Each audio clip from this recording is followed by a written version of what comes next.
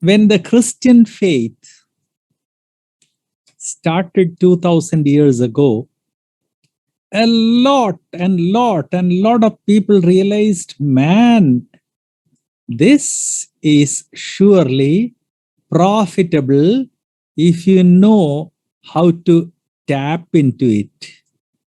And many of them started all kinds of parallel movements. The answer to all this, what to do when false ideas buffet you, when false ideas keep on influencing your mind. And the answer is know the truth. Is it enough to know the truth? And the answer is no. It is not enough to know the truth. Number one, you should know the truth. Number two, you should also spend some time to study that which is not true. So, we started our study of bibliology last week, and suddenly I reminded all of you that just because somebody says he believes in the Bible, it doesn't mean that he is a Bible believing person. And you may say, brother, what are you saying? There are a lot of people, they claim that they believe in the Bible. Are they not speaking the truth? And the answer is no. They are not speaking the truth. They are speaking something completely false. And last week, I started telling you about the false varieties of Christianity, because people who belong to the false variety, they also claim that they believe in the Bible, they follow the Bible, but they don't follow it at all. So in this class, we will study the truth as well as the falsehood. I mentioned a number of streams of people who call themselves as Christians. Number one, ritualistic Christians. Number two, radical Christians. Number three, neo-orthodox Christians. Number four, neo-evangelical Christians. 5, evangelical Christians. 6, conservative or fundamentalist Christians. And you may once again say, my goodness, Brother Johnson, so many categories. And the answer is, where there is an entity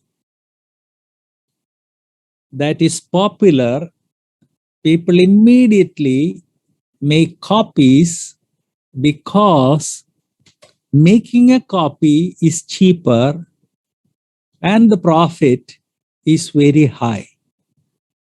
Let me give you a practical example first to make myself clear. Many of you who are younger, you may have heard about the British silver rupee. The older ones, they have heard about British Vellikashe. You also have heard, or you have even seen, chakrams. Even today, a lot of Malayalis, Keralites, older Keralites who are settled in Singapore, when they talk about their currency, they don't say dollar. Malayalis say 10 silvers, 10 velli. Do you know why? Because when the British ruled India and countries in the east and west, They tried to impose a uniform currency all over these areas. And that uniform currency was British silver rupee.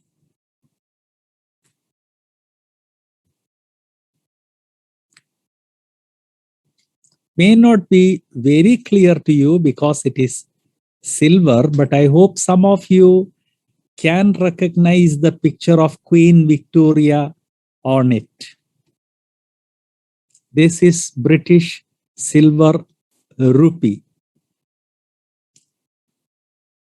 When India became free in 1947, India demonetized it. And once it was demonetized, that currency went out of circulation. And now this British India rupee has become a collector's item. It is made of 11 grams of pure silver. 11 grams of silver in today's market would cost about 700 rupees. But the market value of this coin is 1400 rupees. Why? Because there are tens of thousands of people all over India and also in many European countries who collect coins. Just the way people collect stamps, these people collect coins. And therefore, prices always rise in proportion to demand. So there is more demand for these coins than the number of coins available. So though it has only 700 rupees worth of silver, the cost of the coin in coins market is 1400 rupees. And a lot of people realized that, hey, that's great. We can easily make dice and we can easily buy silver, particularly old silver in bulk. And we can easily cast. By casting, we can make these coins for 600 rupees. And we can sell them for 800 rupees. So on each tiny piece, you make a neat profit of 200 rupees. And today, in the Indian coins market, for every genuine British India rupee, there are 10 forgeries. You may ask, how do you know? Well, I'm a forgery expert. I'm a coin forgery expert. That is an area of my expertise. So I know. For every single genuine coin, there are 10 fake coins in the market. You may say, what is the result?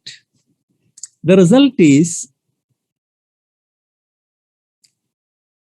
you go to the coins market and British India coins are now available for 800 rupees, and every new collector thinks that he is getting a loot.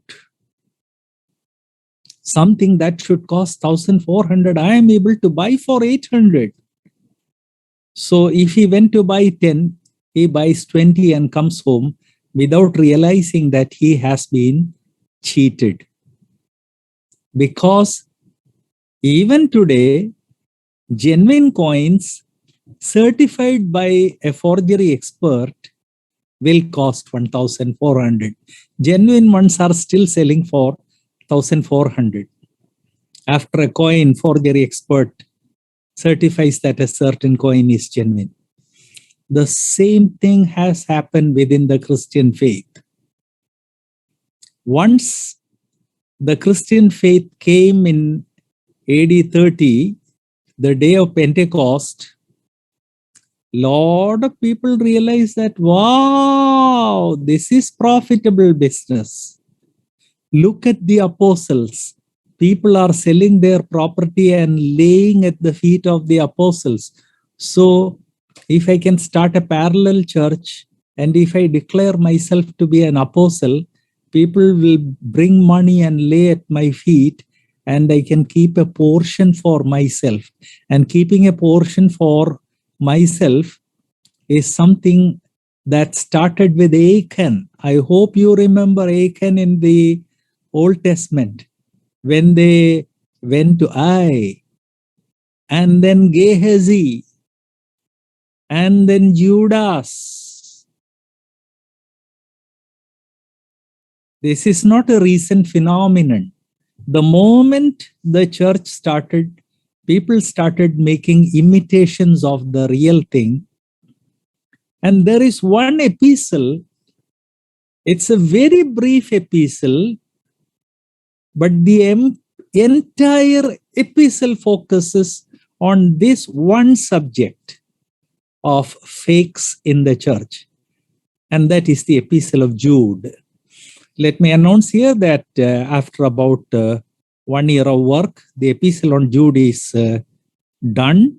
It is in final editing stages, and Lord willing, it would be available for purchase mid-February. Thanks to everyone who prayed for this project. Please continue to pray for our Bible commentary projects. Multiple books are getting ready. This one will be initially, it will be in English, but Hindi is getting ready because of Sister Dora, who is in this group. Meanwhile, eschatology, Bhavigala Shastra in Malayalam is getting ready. Lot of things are getting ready. Bible Survey Volume 2 is getting ready. And if there is anyone here who has not been able to buy Bible Survey, in my next class, I will tell you how to buy it. It is a 600-page hardbound book done by me and Dr. Sanish Cheria. Thanks once again for your support in all these projects. I mention it incidentally because of Jude. Jude, though it is only 25 verses, the commentary typed is about 250 pages. Why so long? Because Jude has packed so much information about fake forgeries. And Jude was produced around 60 AD. Church started in 30 AD. And in 30 years, the forgery of the church or duplicate of the church became such a heavy problem. Think of the situation 2000 years from today. Another 8 years, and it will be 2020 years since, or 2010 years since the church started. Oh, no, another 8 years, and it will be 2000 full years since the church started. How much more degeneration might have taken place? As a result, the New Testament church has many duplicates. One is the ritualistic church. The other is the radical church. The third is the neo-orthodox church. The fourth is the neo-evangelical church. The fifth one is the evangelical church. And the sixth one, the genuine one, the real one, is conservative and fundamentalist. So I'm sure now it is clear to you why I spend so much time to explain, to give a fast explanation of why we are looking at the duplicate varieties of the genuine church. Of all these six, I mentioned the ritualistic church in my last class. For the ritualistic church, Bible is only a book full of rituals. Please remember, there were many rituals in the Old Testament, But Bible is not a book full of rituals. Particularly the New Testament church is a time of a period when God has done away with rituals. He has given to ordinances the baptism and Lord's Supper, and they are not rituals, they are ordinances. And there are no rituals at all in the New Testament. Which are the ritualistic church, you may ask? Number one, the Roman Catholics. Number two, the Eastern Orthodox. They are found mostly in Russia and such areas, with some links here in Kerala, such as the Chaldean Syrian Church. So Roman Catholics, Eastern Orthodox, Chaldean Syrian, and then what is known as the Orthodox Church in Kerala. And also what is known as the Jacobite Church in Kerala. There is also a small faction from Orthodox Jacobites. Sometimes people call them Reith, though that is not the correct title. They are a branch of the Jacobite Church or Orthodox Church, which has joined the Roman Catholic Church, and the Pope is their head.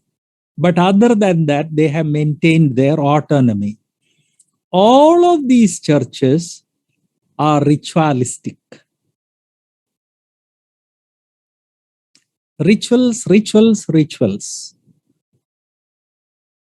Relation with Christ is not mentioned, not taught. They do not believe in salvation by grace through faith. They believe in salvation by human works. In other words, they are no different from Islam or Hinduism or Buddhism or Jainism or any other religion, any other non-Christian religion. These non-Christian religions teach salvation by works, and these branches of Christianity also teach salvation through good works. And please remember, in ritualistic churches, they consider Bible as a book which is full of error. They do not consider Bible as the inerrant, without error. Infallible, that means it is unchallengeable. They do not consider Bible as the inerrant and infallible word of God. Verbal inspiration, the doctrine that even the very word is there because the Holy Spirit wanted it there. No, that is completely alien to them. They do not believe in such fundamental doctrines. And please remember, they claim to be Christians. And when they claim to be Christians, we should discern, we should understand that they are Christians only in title, but they do not believe or accept the Bible to be the word of God. They do not accept the inerrancy and infallibility of the Bible. They do not accept that Bible is verbally inspired by the Holy Spirit. And they believe that the Bible is full of error. I say this with great emphasis because I keep on bumping into people who ask me, Brother Johnson, we also teach theology. They also teach theology. And I sometimes feel so frustrated. Are these brethren so ignorant? We also teach, they also teach theology. So it is one and the same, saying that is the same as we also believe in God. They also believe in God. I'm talking about, say, Muslims. They believe in one God. We believe in one God. Muslims also believe in one God. Sikhs also believe in one God. And in fact, Sikhism, when Sikhs greet each other, they say, Sat Shri Akal. The meaning is only the eternal is true. That's so biblical. So we also believe in one God. Muslims also believe in one God. And Sikhs also believe in one God. And therefore, we are all believers in one God, one and the same God. It is a similar kind of teaching. When somebody says, oh, Catholics also teach theology, Protestants also teach theology, and therefore we all teach one and the same thing. When we study bibliology, the first thing to understand is that not all of them believe the same thing about the Bible. And not all of them believe what the Bible speaks about itself. I had a classic example about 20 years ago.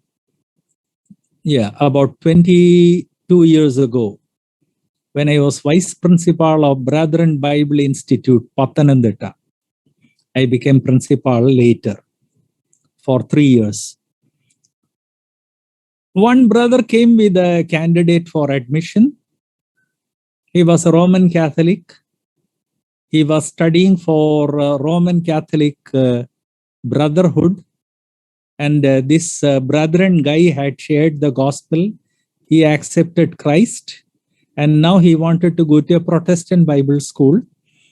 So I said, yes, we can give admission so that he studies the word of God. Let me have the application and everything. But then this brother put a condition. He already studied for theology for 2 years in a Catholic seminary. So you have to give admission to the 3rd year in Brethren Bible Institute. I said, brother, what do you mean? And his question was, you also teach theology, Catholics also teach theology, so what is the difference? I hit the roof. Have we become so foolish, such idiots, that we don't understand that the word theology does not mean the same thing to a brethren or to an independent or fundamental Baptist or to a person from one of the local churches. What we mean by theology, Roman Catholics don't mean the same by theology. I had to inform him that as a matter of policy, we never give direct admission to anybody in 3rd year. And I said, if a person has had 2 years in a Roman Catholic seminary, then we will give admission only in the 1st year, because whatever brainwashing has been done, that has to be de-washed, deprogrammed, and therefore he has to study from 1st year. This brother was angry with me. And he said, I will see to it that he gets admission in 3rd year in a Brethren Bible seminary. He then took this brother to another Brethren Bible Institute. The principal and directors were very knowledgeable. They said, nothing doing. If you want, we will give admission in 1st year. Finally, he was admitted in 1st year. Within 6 months, he was kicked out. This brother again used his influence to get him admitted in another Brethren seminary. They also said only 1st year. And everywhere he was boasting, I have 2 years of theology, but he did not know the ABC of the Bible. And after 6 months, they also kicked him out. For some time, he was a Brethren evangelist, but everywhere that he went, he created such a bad name because he never had studied Bible. In a Roman Catholic seminary, for the first 2 years, they don't even touch the Bible. They say they are teaching theology. They don't even touch the Bible. And we are so ignorant of these things that when we talk about theology, we think everybody is teaching the same. So much detail in relation to Roman Catholics is with a purpose that will become clear later as we study this subject. So the first category of Christians is ritualistic. And when they speak about the Bible, they don't mean that Bible is the word of God. Even if they say Bible is the word of God, they really don't mean what you and I mean or what the Bible means when it says that it is the word of God. Category number 2, radicals. A radical means a person who denies everything.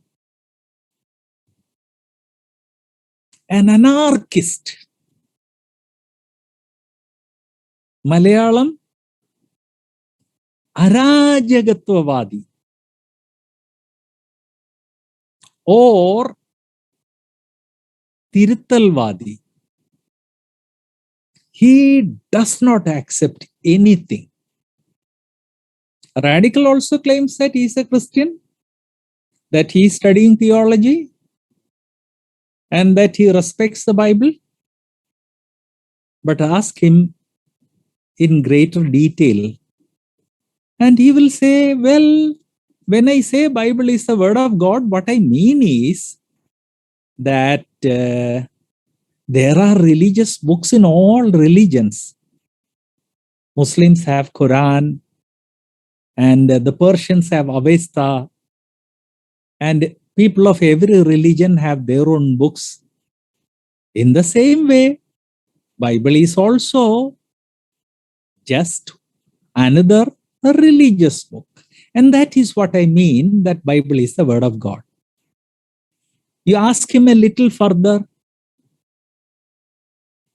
and he will say, well, Bible is like any other religious book, but I want to tell you that compared to many other books, Bible is a bad book.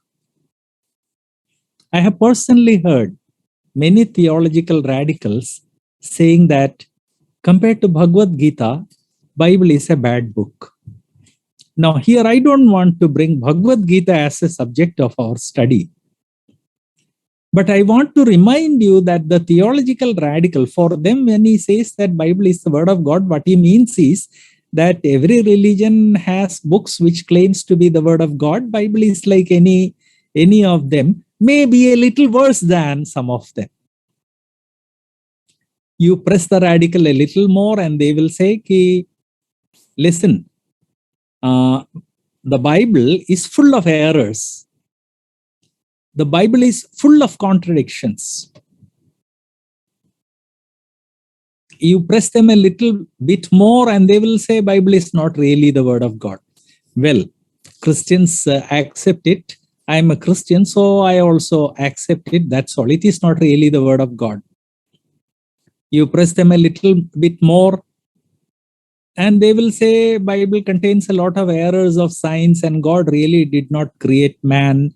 Man is a product of evolution, and all this idea of Adam and Eve and sin is a myth. There is nothing like Adamic sin. And they say salvation by grace through faith. Well, that is a lot of stupidity. Everybody gets salvation through his works. Wow, you may say, are there Christians like that? Yes, there are a lot of Christians like that.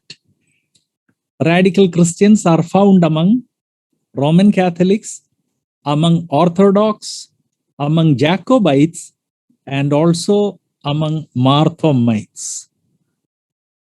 I still remember when I was in Madhya Pradesh, Gwalior, and in Gwalior, a lot of Marthomites who eventually became members of the Marthoma church. Initially, when they did not have a church, they used to come and attend worship with us. They were free to to witness everything. But since a lot of them were not born again or baptized, they were not supposed to partake in the Lord's Supper, but they were welcome to sit throughout the program, and many of them sat and enjoyed. Eventually, when the Marthoma Church started in Gwalior, a lot of Marthoma priests who came there, they became very friendly with us because of these earlier links. One of them once saw a book that I had written. The title of the book is Bible and Modern Science. That book is out of print. He saw Bible and Modern Science and he said, "Hey, I thought that you were a doctorate in theology and you are working towards your doctorate in science. How is it that you believe that Bible is scientifically accurate?" And he gave me a 4-hour lecture. He always was welcome in our house. We used to have tea and eatables. He even forgot the time. So please remember, a lot of people among Roman Catholics, Orthodox, Jacobites, Marthomites, and also St. Thomas Evangelical Church, and CSI and CNI, they are all theological radicals. So that is the second group that claims to be Christians, but they do not believe in the Bible. The third is a group known as Neo-Orthodox. Neo actually means new. And they use the word Neo-Orthodox to show that we are very, very faithful. Actually, the word orthodox means, it comes from two Greek words, ortho and doxa. Ortho means straight, from where we get the medical term orthopedics. Doxa means teaching. And orthodox means those who teach the Bible as it is. Neo-Orthodox, they claim that we teach the Bible as it is, but we are slightly more new. What is the difference? Okay, first of all, what are the similarities? They use all the words that we use, you and I use in our everyday life. Bible, Word of God, Scripture, salvation, Jesus, Jesus Christ, and cross, atonement, all the words that we use. But they redefine everything. When they say Jesus, it does not mean Lord Jesus Christ, who was born in Nazareth, who lived for 33.5 years, and who died on the cross, and who attained the resurrection on the third day. No. When a Neo-Orthodox uses the word Jesus, he's not talking about that historical person. He's talking about a certain experience in his life. When he speaks about the Word of God, he's not talking about the Bible. He's talking about some kind of an emotional inspiration that he had. And in this way, the Neo-Orthodox uses Orthodox vocabulary, but they redefine everything in such a way that they deny the meaning. They deny the meaning of everything. Some of you, maybe a few of you, have heard a name, Karl Barth. Some of you, the senior ones, those who are very, very devoted students of the Bible may have heard the name of Karl Barth. There are some people even among the brethren who are willing to die for the name of Karl Barth. Please remember, Karl Barth did not believe that Bible is the word of God. He did not believe in the historical Lord Jesus. He denied everything in the Bible. And still our people are crazy. Some of our people are crazy after Karl Barth. He was a pakka neo-orthodox. There is an American ministry known as Trinity Foundation.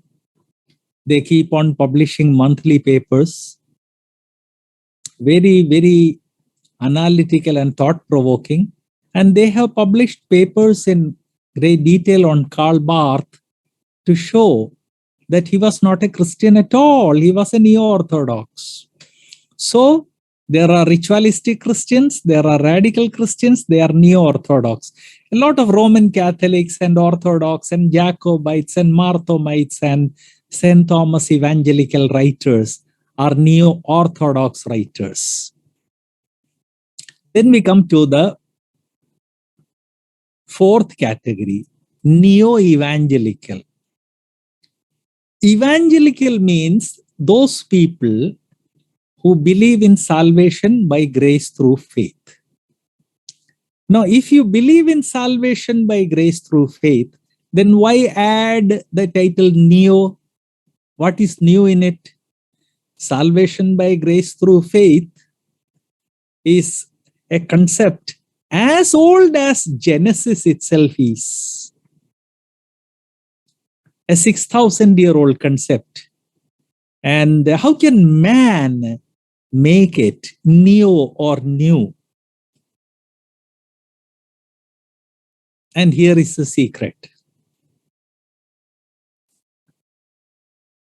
Actually, they wish to claim that they are evangelicals because a lot of Christians around us, the genuine ones, they are evangelicals. And since the genuine ones are evangelicals, these people want to pretend that they are also genuine. But they are not truly evangelical, and therefore they label themselves as neo-evangelical. I'm sure there are people here who have seen the American magazine Christianity Today. Christianity Today is one of the finest magazines. It started as an evangelical magazine, but eventually it became a neo-evangelical mouthpiece. I'm giving some of these names because some of the senior ones would know these names and they might even be acquainted with these publications. So neo-evangelicals use words like us, but they do not believe in the doctrine of creation. The neo-evangelicals are very clear that they do not believe in 6-day creation. Very, very bluntly they say, we do not believe in 6-day creation. Some of you who might be interested in Christian apologetics may have heard about American Scientific Affiliation. They are an organization devoted to Christian apologetics with one caveat. They do not believe in the doctrine of creation. They also do not believe in the inerrancy of the Bible. They also do not believe in salvation by grace through faith. But they want to be known as evangelical. I am sure the senior ones here have heard the name of Bernard Ram, the great man who wrote Protestant biblical interpretation. That was the greatest book on Christian hermeneutics when I was in seminary. Eventually, he became a neo-evangelical who denied everything in the Bible. It started when he wrote a book, The Christian View of Science and Scripture, a horrible book. In that book, he completely denied the doctrine of creation, and then his degeneration was fast. So the neo-evangelicals want to assure you that they are evangelicals in faith, but they are not. They do not believe in the doctrine of creation. They do not believe in the inerrancy of the Bible. They do not believe in salvation by grace through faith. A lot of Marthomites in India are neo-evangelicals. So Marthomites have some radicals, they have some neo-orthodox, and they have some neo-evangelical. Very, very few of them are evangelical, and most of these Marthomites who are evangelical in their faith, they are evangelical because they came in contact with either Pentecostals or brethren or people in the local churches or people in similar congregational churches. Fifth category, the evangelicals. Who are the evangelicals? They are people who definitely believe in salvation by grace through faith. And the meaning of an evangelical Christian is a Christian who believes in salvation by grace through faith. But they do not believe in the doctrine of six-day creation. They believe that the Bible is full of errors. So what is common between them and us? Only one thing, that salvation is by grace through faith. Many Marthomites are evangelical because they came in contact with Christians in evangelical streams. A lot of Baptists, I'm not talking about the independent Baptists of Kerala, they are conservatives. But a lot of general Baptists, a lot of general Presbyterians, they are evangelicals because they believe in salvation by grace through faith, nothing more about the Bible. They believe that Bible is full of errors. And then comes the sixth group, the conservative or the fundamentalist. Who are the conservative? Conservatives are people who believe in salvation by grace through faith, and also people who believe in six-day creation, and also people who believe in the inerrancy and infallibility of the Bible, and also people who believe that Bible is the verbally inspired word of God. Verbally inspired means every word in these 66 books is there because the Holy Spirit wanted it there. Not that the Holy Spirit, that every word there is spoken by God. The 66 books record what is spoken by God and also what is spoken by unregenerate man. It also records speeches by Gentiles, by an animal, or at least two animals. Verbally inspired means every word is there because God the Holy Spirit wanted it there. So the conservatives or the fundamentalists are people who believe in salvation by grace through faith, who believe in the inerrancy and infallibility of the Bible, and who believe that Bible is the verbally inspired word of God, who believe that Bible is scientifically, historically, in every way accurate. You may say, Brother Johnson, conservative, I understand, but fundamentalist is a bad word, isn't it? No. Actually, newspapers use the word fundamentalist in a bad sense. They speak about Muslim fundamentalists. What they want to say is Muslim extremists. Instead of extremist, newspapers loosely use the word fundamentalist. That is wrong. A fundamentalist is a person who holds on strongly to the fundamentals. People who believe in salvation by grace through faith, who believe in the inerrancy and infallibility of the word of God, who believe that Bible is free of error, who believe that when the Bible says creation is in 6 days, it was really creation in 6 days. They are conservative. They conserve the truths once and for all given to them. That is an expression from the Epistle of Jude, once and for all entrusted to us. They conserve it. They believe in all the fundamentals. They do not compromise. Okay, you may ask, can you give me some examples? Yes.